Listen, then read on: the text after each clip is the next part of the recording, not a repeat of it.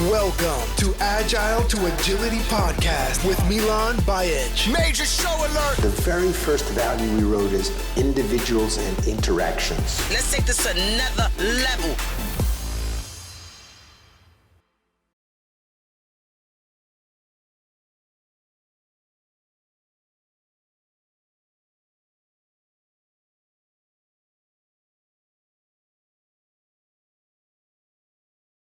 I've been working with Agile and Agile teams for forever, it feels like. And this word autonomy is mythical and magical and powerful and nonsensical. So I'm going to explore that for the next upcoming 45 minutes. Thank you to the few of you who have your camera on. I'm getting extra nervous just staring at names. So I appreciate those of you who have your camera on, and please turn them on if you want to.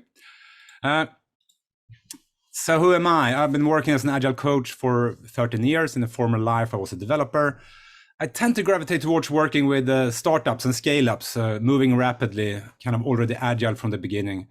I spent a lot of time at Spotify, at Kryliv in Sweden, and currently working with Tibber. We're working on electricity and green electricity and gadgets to reduce energy consumption. They have a really busy time considering the current situation in Europe. So been a member of CRISP, but now I'm a freelancer. When I'm not Agile coaching, or I try to find time to write books and blogs, and I've created a deck of cards with questionings for the team. And yeah, I'm a YouTuber as well, or I'm a YouTuber wannabe. I have a channel called Agile with Jimmy. So please check it out. Click subscribe and just have it rolling in the background. You don't have to watch it. I just need the views. hopefully enjoy the content too. And here's my contact information. I will paste this into the chat by the end as well. Yeah, enough about me. So the powers and pains of autonomy. But this word autonomy, it means so many different things. What does it mean for you? Can I have some comments in the chat here? So, well, the definition varies as much as there are people working in Agile organization or during transformation. The team is free to make their own way of working. Yes, self-determination. Oh, I like that word. Interactions at the right times. Self-manage, making own decisions, being able to make decisions by their own. Yes, I agree with all of the above. Self-determination, I like that. Free to be free, independence and freedom, self-government. I wish the list would stop here, but I will argue it don't. So yes, it is about freedom and self-management and self-determination. But being autonomous also comes with a lot of responsibilities and hard work, and I will explore that too. Being self-organized for the task you're working on, how you're working on, and with whom. Yes. Autonomy, mastery, and purpose. So yeah, please keep on typing. So many organizations are doing this transformational journey, either talking about it in the beginning of it, in the middle of it, or maybe they have transitioned to the other side, and they can argue and give examples of how they now are agile. And this journey revolves around moving from just talking about profit to what is our purpose, moving from hierarchies to networks of people. From a culture where we control each other into a culture where we empower teams and individuals.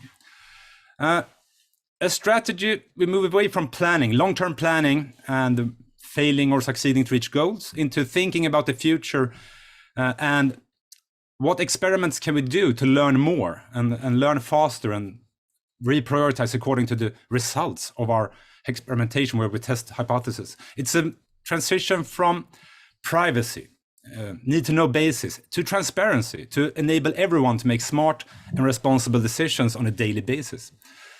And this, depending on where you start, this could be a tricky and long journey. And so it's transformational shift to an agile organization. And what is that? Well, my clumsy attempt of summarizing that is an agile organization consists of and is built upon self-directed and self-organizing autonomous teams. But they aren't independent. They are working towards a shared collective outcome. as a company, as a department, as an organization. They are guided by negotiable boundaries within enabling structures. I guess you can elaborate on this and expand upon it, but yeah, this is loosely coupled, tightly aligned. Yes, it's another way of phrasing it. But for this to work, our autonomous teams need to live within a supportive organization. But for comparison's sake, and to invite myself to a little rant, I'm going to start with comparing this to the traditional top-down organization. Where did we start, or where are our non-agile friends? And so the typical top-down hierarchical organization might look like this. It's very black and white, so bear with me. I hope I don't offend anyone. So we have a few at the top, the steering board, the CTOs, the CFOs, whatnot, and they might live under the belief that for us to be successful, we need to be able to make smart decisions and be in control. And we do that by passing down decisions, setting policies, we delegate powers through budgets, we make sure people are focused by clear deadlines, and to not confuse people, we distribute information on a need-to-know basis. And in order to, and then we structure work in projects. So we staff the project with the best people. So some talents work on multiple projects. Probably stressful, but that's how we maximize our talents. And then we have a lot of people coordinating and helping out, because running multiple parallel projects with all these policies requires coordination and project management. And then in order to make smart decisions and be in control, we harvest reports, we gather data. When things don't go as expected, we demand clear paths of accountability. And in order for us to understand the world and what's going on inside the company, we want standardization. Everyone should use Jira or use that or this template, and everyone should do projects according to this formula. This is what started the Agile movement, kind of. This is a waste factory. If we approach work like this, we see all these horrible things like multitasking and handoffs and delays. And we've seen this list before. And this kind of approach of long-term planning and doesn't really survive in a VUCA world where that's volatile, anything can happen, it's uncertain, we can't predict. Complex, we can't really sometimes figure out cause and effect. And we can interpret the world and what's going on in many different ways. So, no, this long-term rigid planning approach is probably not a good fit if you live in a VUCA world. So, what's the promise of Agile? So why are we here? Why are so many doing this? Well, hopefully you have made up your own mind about what you want out of this, but there are so many resources to search for. So one answer might be we're faster, like Jeff Sutherland writes in his book, The Art of Doing Twice the Work in Half the Time. That sounds just focusing on output to me, but maybe that's what you want. Customer-centric, patient first, users first. So the promise of having happier users and customers. Continuous improvement. We focus on impact and outcome rather than output. And then we have this core idea of teamwork, where we collaborate in teams and we feel we can influence and have an impact, and we feel ownership. And this is what appeals to so many people. So if this is a comparative look, let's look at the supportive Agile organization. How does that look like? Well, bubble.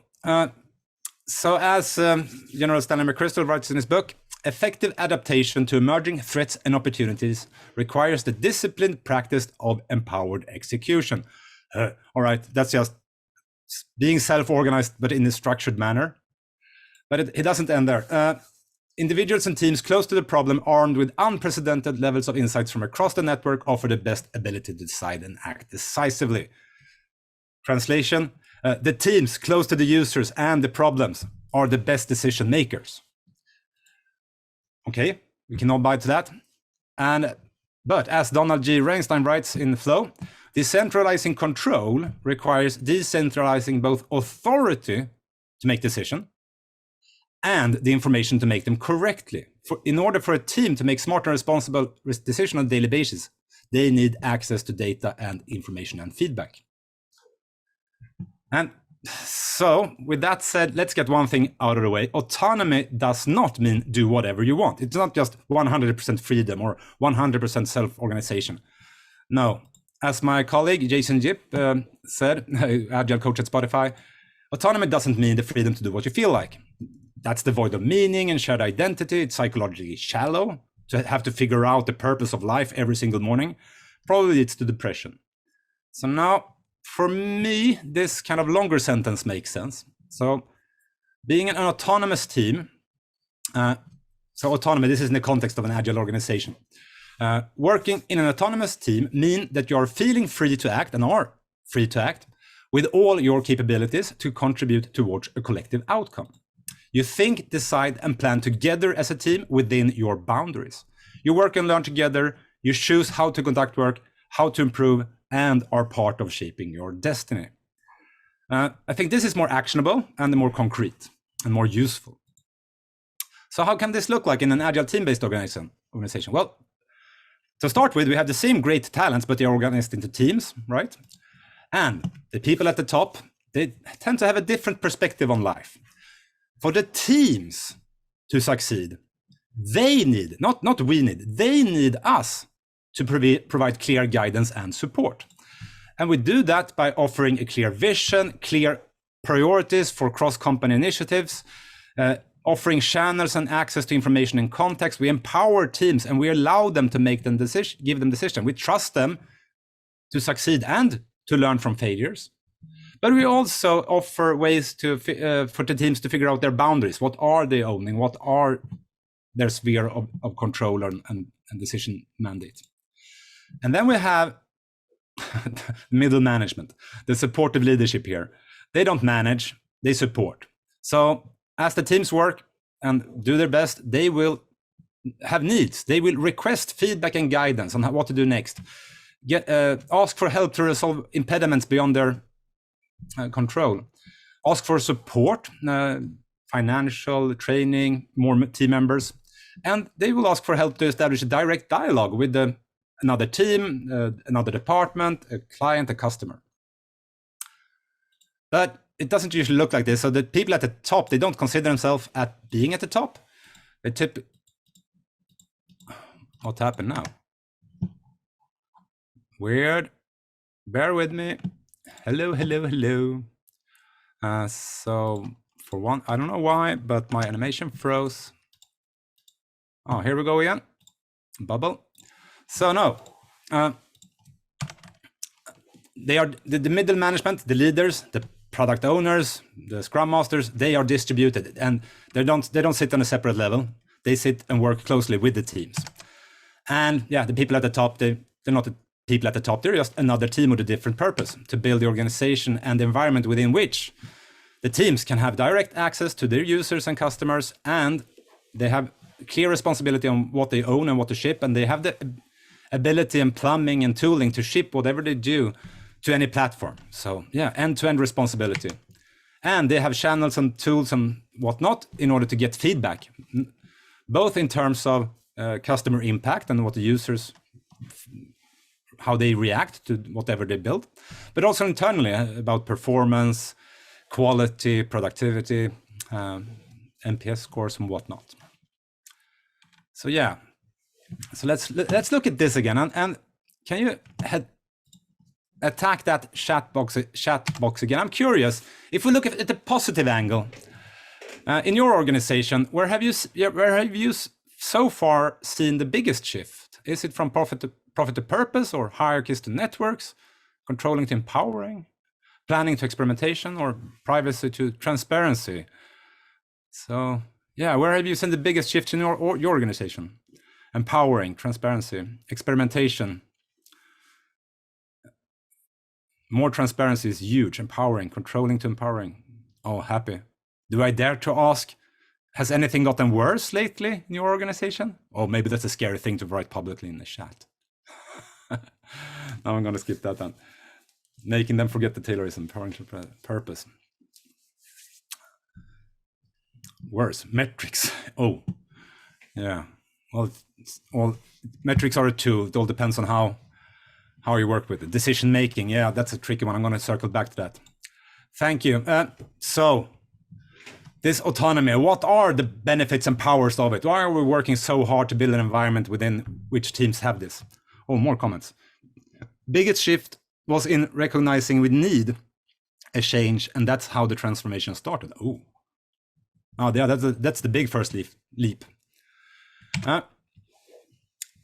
Some more book quotes. Study after study has shown that motivation probably has a larger effect on productivity and quality than any other factor. Okay, and then we have one of my favorite books, Drive, with Daniel H. Pink, that he argues that motivation comes from autonomy, mastery, and purpose. Yeah, great book, I agree. This is almost a Bible to me. So our ability to self-direct, to choose how we work, mastery, we get a chance to become better at what we want to get better at, and purpose. We feel that the work we do here and now, this minute, this hour, connects to something bigger, a goal, or we can relate to a customer or something like that. It doesn't have to be saving the world. We just can relate to how our work impacts something. So autonomy, this sounds all nice, but for me, autonomy means owning it. It means responsibility, not just freedom. So when this is working, the team, the autonomous agile team, they feel like they're in the driving seat. Given the overarching priorities, their current best understanding of the bigger context, the market, the customer needs, what other teams are doing, and a good understanding of the constraints. What are their degrees of freedom? What policies do they actually have to adhere to, and which APIs can't they mess with versus which code can they alter as much as they want? So a good understanding of this combined with feedback.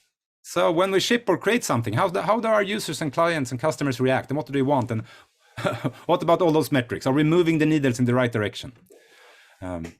More impact, I don't know, response times, whatever it might be. So this combined allows us to be autonomous. And the promises are many. And this is just a quick list of the nirvana theoretical, maybe. I hope you recognize some of these. So when we work in teams and we empower them to be responsible, we mobilize brain power. And hopefully the people working closely together can make faster and better decisions. And we will also see a rapid improvement of continuous learning and adaptation in the team. And if this works properly, the people in the team will feel a greater sense of ownership, and they want to act responsible, which will result in higher quality and probably productivity and efficiency as well, because they want to have more and more impact. And from experience, I've seen more innovation, autonomous teams are able to faster respond to market changes, vastly increased motivation and satisfaction, and after a while, the rumor spreads and you attract even more talents. But this is hard sometimes, collaborating, working with people closely, because it's finding the balance, and that's a tricky part. So this is an illustration from Henrik Niebuhr, which I borrowed with pride and permission. So when we build the structure within which our autonomous teams work, it's a constant struggle of balance. If we have too little structure, processes or bureaucracy, if we have too little of that, we're going to have chaos, stress. We're going to create a mess. People are going to run in random direction or colliding with each other. We will see stressed people and leaders running all over the place, just trying to regain some control. Pretty horrible. I've experienced people quitting for this reason. But on the other hand, if we overcompensate, we try to offer too much structure and control, that's when people will start referring to as bureaucracy. When every single idea you have triggers the realization of all the bureaucracy you have to go through in order to explore or test that thing, you're just gonna give up before you even tried it, right? And it's going to be like a wet blanket that just dampens any innovation or risk-taking, So we want to find this sweet spot, and this sweet spot is an illusion. It doesn't exist, so it's a constant balance, but we need to find a place where it's good enough, where we just enough structure to enable and unleash the teams, but not too much to suffocate them. So we can move with speed and autonomy and still be happy and nice to each other. But I've seen this, and there is a power of too little structure, which might for an outsider look like chaos. There are true benefits of this. Well, one thing is that I know one place that they didn't work in teams, so they say, hi, welcome here. Figure out what you want to do. Exciting, right? You figure out where you want to contribute. That's motivational. And once something important appears on the horizon, a new market opportunity, it's easy to rally around critical common goals if you can communicate them clearly, because people aren't stuck in long-term plans or whatnot. So it's easy to refocus and rally around common goals. And this is beautiful.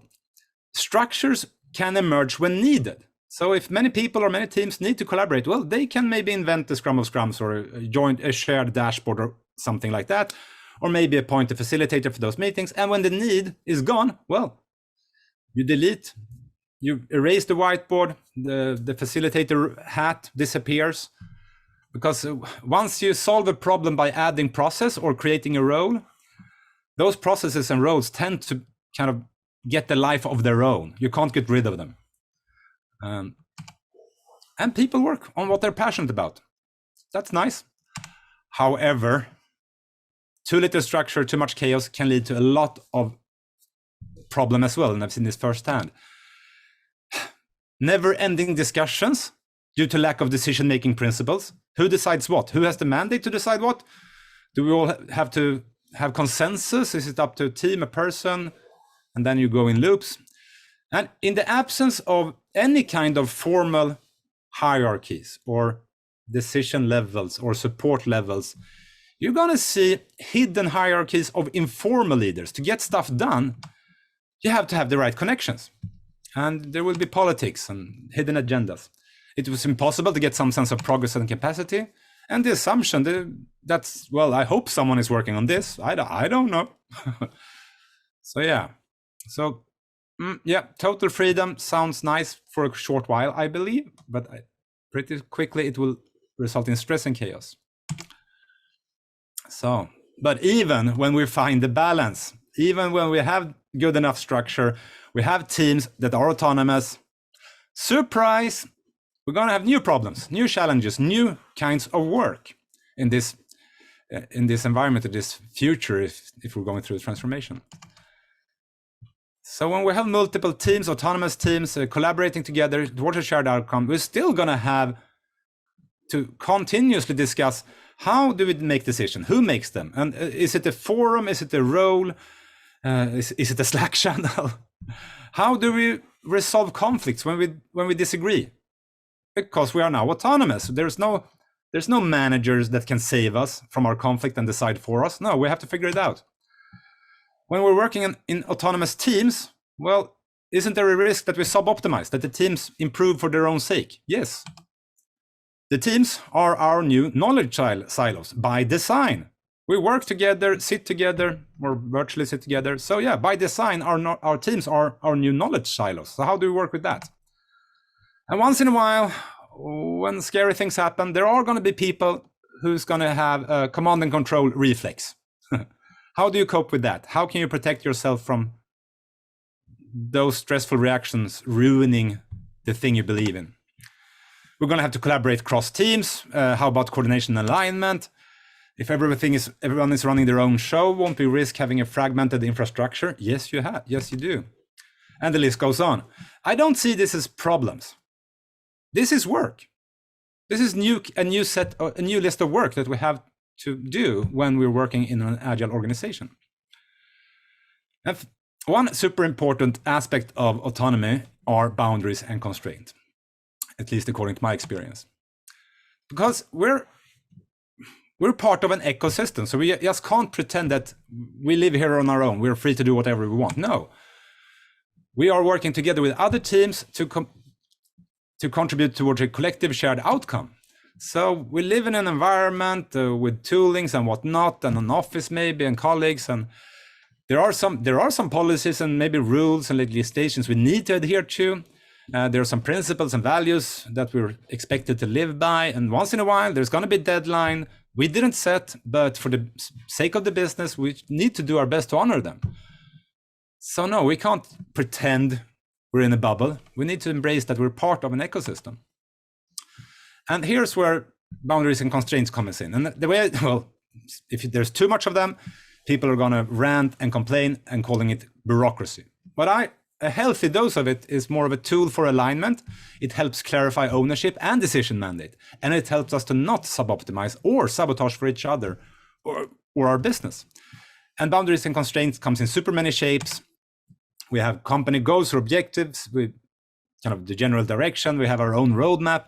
There maybe is a cadence in the company. Every quarter we do this, every month we do that. And legal and compliance and traceability requirements maybe, and we're maybe not free to spend as much as we want.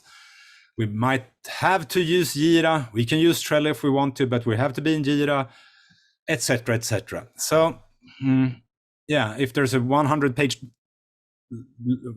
pages document kind of listing all this, we're just going to suffocate it and ignore it. But a healthy dose of this is probably going to help. So would you mind sharing the deck link, please?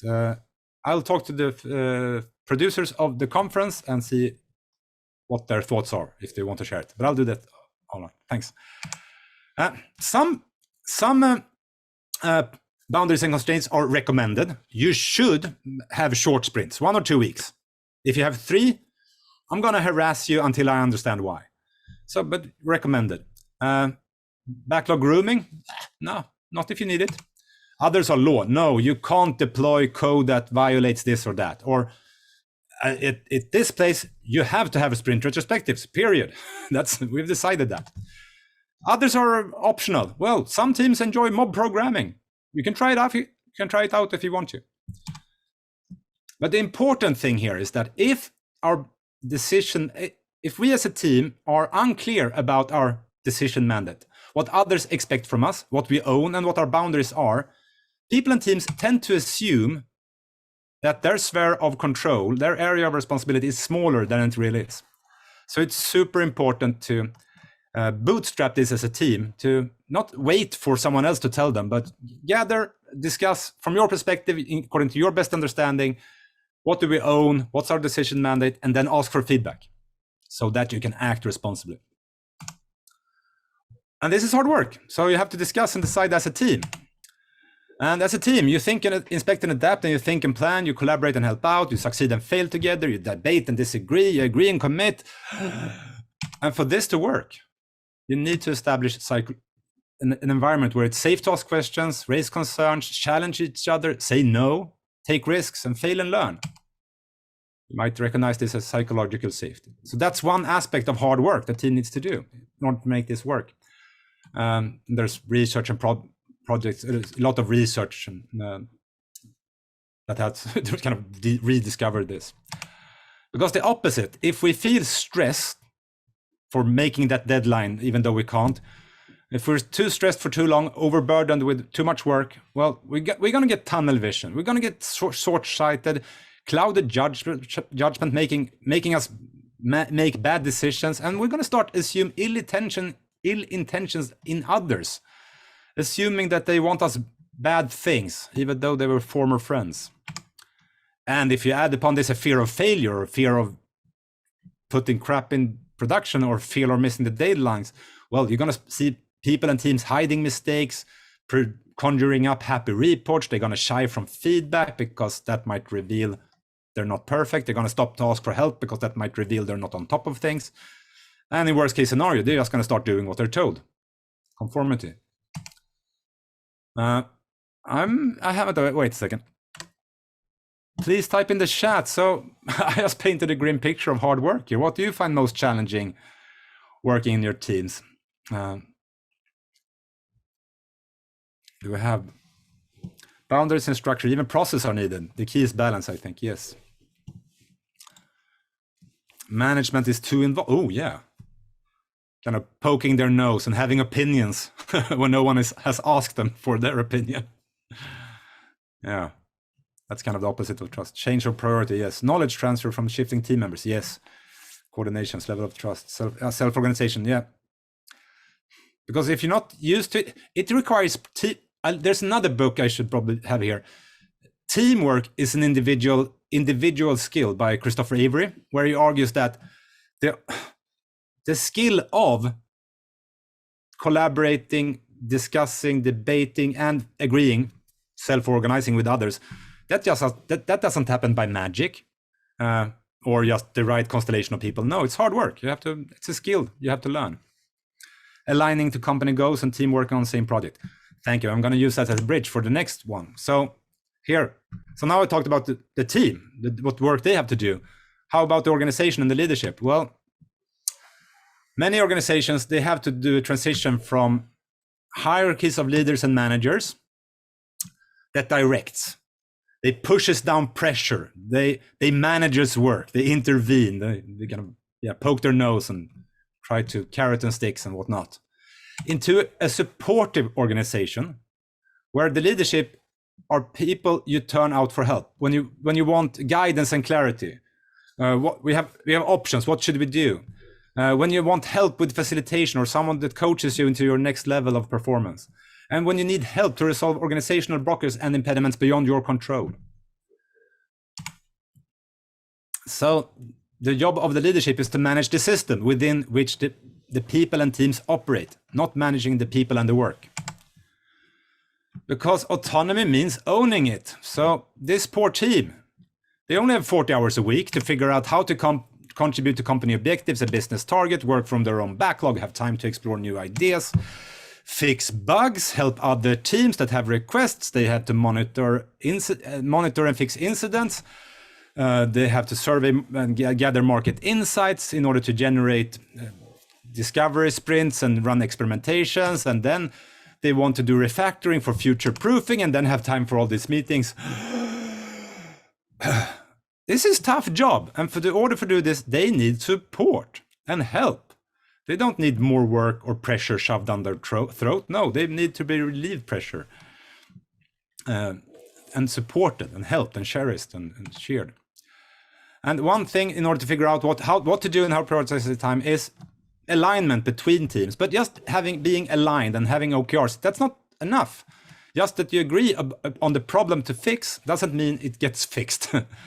So yeah, we need to cross the river, sure. But if we don't communicate this, we may end up like this. So we need to offer transparency. As a team and organization, we don't offer transparency. We have to communicate a lot and offer feedback. Because it's only then when we do these things, when we declare intentions, this is where our direction, this is what we want to do. We invite for feedback. We invite others to challenge our roadmap and our intention. We offer transparency about progress. That's when we will see teams finding synergies and finding common goals, avoiding collisions or double work. And by communicating and working out loud, they found ways to help each other. So, and this is also work for the teams and the organization. And for this requires kind of a leadership shift where the temptation to lead as a chess master, controlling each move of the organization, gives way to an approach as a gardener, enabling rather than directing. You can't yell at the cucumber to grow, right? No, you need to water it and make sure it gets the right sunshine and whatnot. So a gardening approach to leadership is anything but passive. The leader acts as an eyes-on, hands-off enabler who creates and maintains an ecosystem in which the organization operates. I've seen many times where leadership abdicates. They just say, oh, congratulations, you're now autonomous. Go have fun. Call me when you need help. No, that's not what this is about. It's hands-on and active, but not in a controlling sense. In a supportive, enabling, facilitative coaching stance. That's what I mean. And we've seen this, you've probably seen hundreds of different versions of these lists. In order for a team to succeed, they mean many things. But for example, they need clearly specified authority to manage their own process. They need proper resources and support and competent coaching to succeed. So as an organizational leadership, we need to default to trust, because if we trust that people are clever, responsible, and adults. It's just, I have an idea. Cool, do it. If I don't trust people, yeah, it's going to create a mess. Default to open and transparency. Make sure everyone has the same level of access to important information as everyone else. I'm looking at my time here. I only have 9 minutes to go. But this is so powerful. Spotify, I worked so many years at Spotify, and a couple of times a year they have strategy days where the top leadership sets out goals and direction. This is recorded and shared with everyone. So every single team member has the same level of access to strategic decisions as anyone else. Another really interesting aspect of transparency is that everyone's calendar is open by default. So I could look up Daniel Ek's calendar and see how he spent his time. And if I wanted to, I can make up my own opinion of whether or not he spent his time in a good way. Make it safe to fail. Don't ensure mistakes can't happen. That's just going to be utterly boring and slow and whatnot. No, invite for experimentation, and when things go wrong, learn from it, recover quickly. And the importance of shifting from short term to long term, moving away from pressure to deliver, guilt to accomplish more, saying yes to everything because you want to be nice, or being a feature factory. There's a shift to move to finding a sustainable pace and celebrate learnings, and not just feeling this guilt or pressure, and doing deliberate prioritization. And that means saying no to a lot of things. And don't feel sad about the things you say no to. Feel proud of the impact you have. And realize that you're not just here to produce and ship and stuff. No, you need to create, as an organization leadership, you need to make sure there's long-term ownership of people's health and growth as well. Can a leadership team be autonomous? Of course they can. Same thing. Work with psychological safety. Do deliberate learning. Have book clubs. There's this thing called a squad health check or team health check. There are leadership health checks. Do those. And if you want to figure out what to work on as a leadership team, well, many times when I facilitate retrospectives, I ask the teams to focus on the things they can control or influence. There's no control, no influence. That tends to be the complaining zone. This is where to focus, because this is the area where the teams feel they can't have an impact. So as leadership, figure out what's the one thing we can do as leaders and managers that the teams feel they can't address. We'll do that together. And create the enabling structures, because when you have many teams working together, we have replaced heavy processes and bureaucracy with communication in all directions.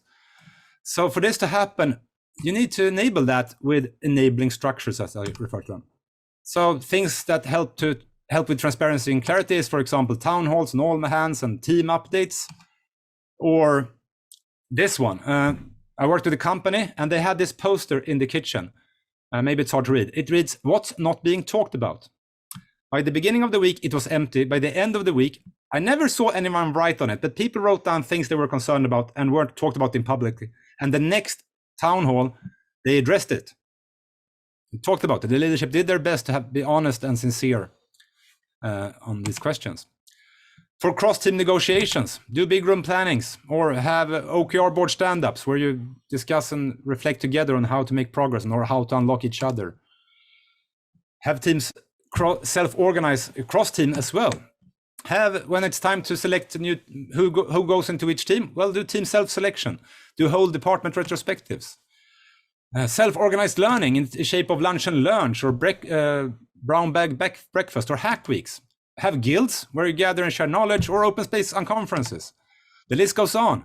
So yeah, these things need to be in place in order to enable the teams. But importantly, when you're designing your structure, and you're going to always have opportunities to remove or add meetings, remove or add roles, or invent policies and processes. Design your structure, frameworks and roles, etc. on how they support and empower the teams. Not how they can help top leadership maintain control. No, what do the team need? And let that guide your design. How do I summarize this? I don't know. I've been trying to summarize this for 45 minutes now, so I'm just going to flip it over to you. What's buzzing in your head? What's your key takeaway? Any new idea? Any specific thing that you hope you screenshotted? And or great job, Jimmy. Thank you. Yeah. So yeah, your key takeaways, insights. What's not being talked about? Yeah, that was so powerful when they proposed that. When the leadership proposed that, the CTO I think said, I'm concerned that people are worried or frustrated about things that they don't tell me. What would happen if I put up this poster like a suggestion box? And I went, no, not a suggestion box. That's where great ideas goes to die. But sure, try it out. It sounds great. And he did, and it worked. Culture over procedure. Wonderful presentation. Thank you. This talk was amazing. Oh, thank you. So many kind words. Love refraining autonomy as responsibility, not freedom. Autonomy means we take ownership, not do whatever. Oh, any questions? Michael, have you spotted any questions here? Browsing by the comments? Not yet. Lots of comments. So please, anybody, if we missed the questions, feel free to drop them into the chat right now. How do you present the change in return of investment? An agile organization wouldn't bother with that because they are once you are through a transformation, Spotify, Kry, and another of the agile organizations I work with, they don't argue or motivate working in agile with money. They simply believe this is the smartest approach to having happy employees and creating great outcomes. However, in the beginning of transformation, when you have talk about profit and not purpose, I understand the need for it. So maybe, well, there's so little A/B testing done. So, but try to phrase this in terms of money, and that could be less turnover, more innovation, quicker response to market. Maybe there are examples of where you missed a window of opportunity, and now you can address that, and that could have saved us this and that many millions. I don't know. Super tricky.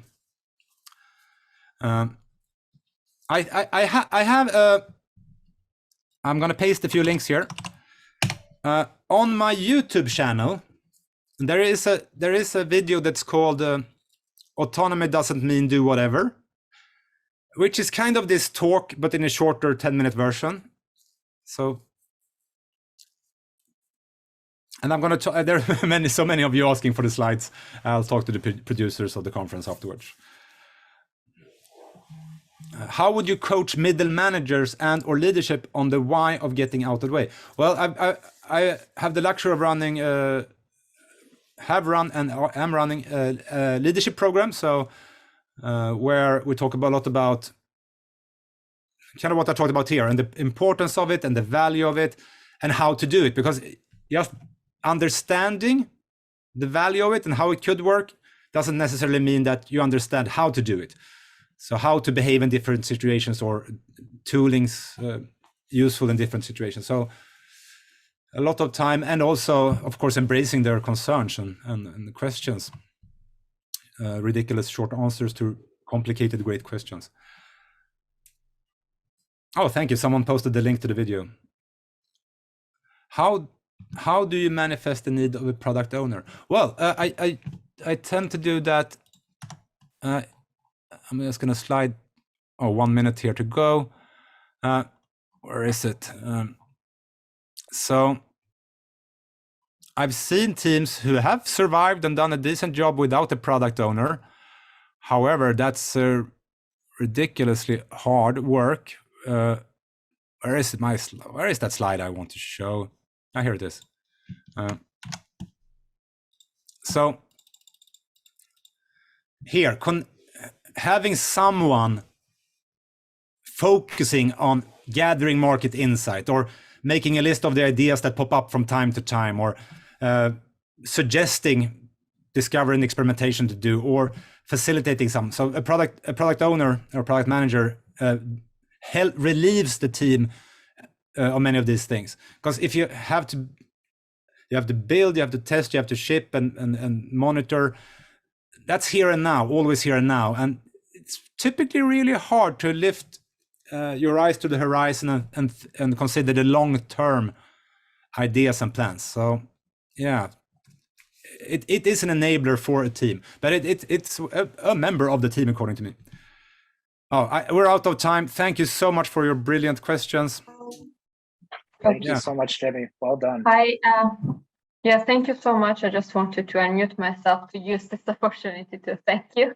Yeah, and also here's my camera. I don't have good connection. Hi. And yeah, your presentation was indeed very inspiring. And yeah, thank you for all the insights. And we'll definitely check out the YouTube channel. Thank you so much. Great. Thank you so much, Jimmy. Well done.